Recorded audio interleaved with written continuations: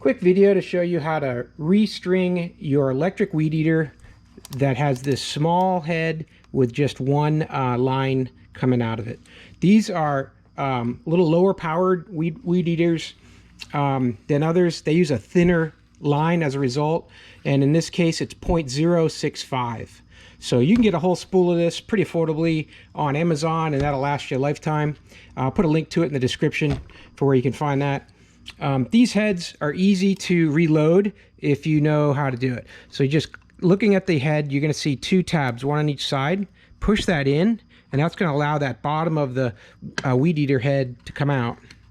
That comes right out. Then inside there, that's your spool. And then that's about it. Make sure there's no other junk inside the weed eater spinning part there, but this is the piece that you need to get at. So on here, if you look very closely, you're going to be able to see that it says rewind the line, and it has an arrow. In this case, it's pointing to the right. It's going to be printed on there which side you need to wind it towards.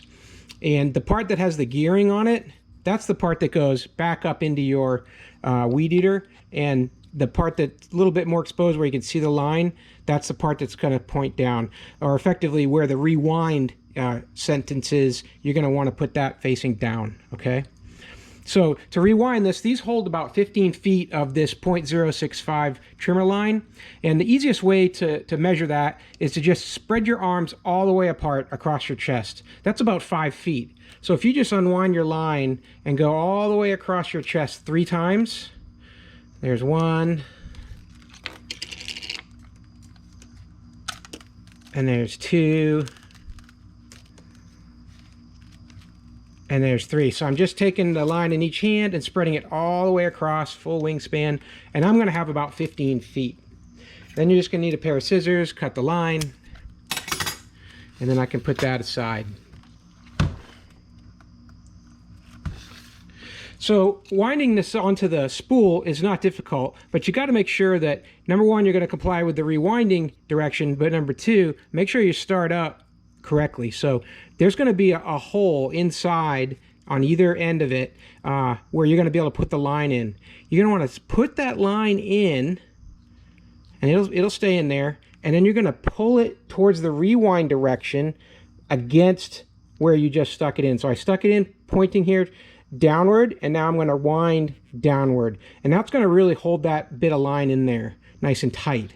So I'm going to follow the direction and wind the line and just evenly wind it up on here, not extremely tight. Remember, this has to feed basically based off a centrifugal force. When you spin the trimmer, and then it senses that the head is out of string, it's going to start to throw more string out based on centrifugal force with these electric trimmers. This one doesn't have a bump. You don't have to bang it on the ground or anything. You just have to let it use up some line and then feed the next. So I'm getting close to the end here, and as you can see, it's just about at my 15 feet. So real easy way to remember how to load that is just pull it 3 times across your chest, and now you've got 15 feet. So now I've got my spool loaded, and all I'm going to do is fit that back onto the weed eater. But first, find that one hole where the line comes through, pull it through there, and then set your spool on to the head there. Now you're just going to need to find those 2 tabs where that cover goes and set those on there, and there you go. Now remember, these have a cutter on one end, so if it's a little bit too long when you pull it through, that's fine. As soon as it spins around, it's going to cut it, and it's going to get the right length. And that's it. That's how you wind your battery powered weed eater. Hope that helps. Hey, give the video a thumbs up if it helped you, and have a great day.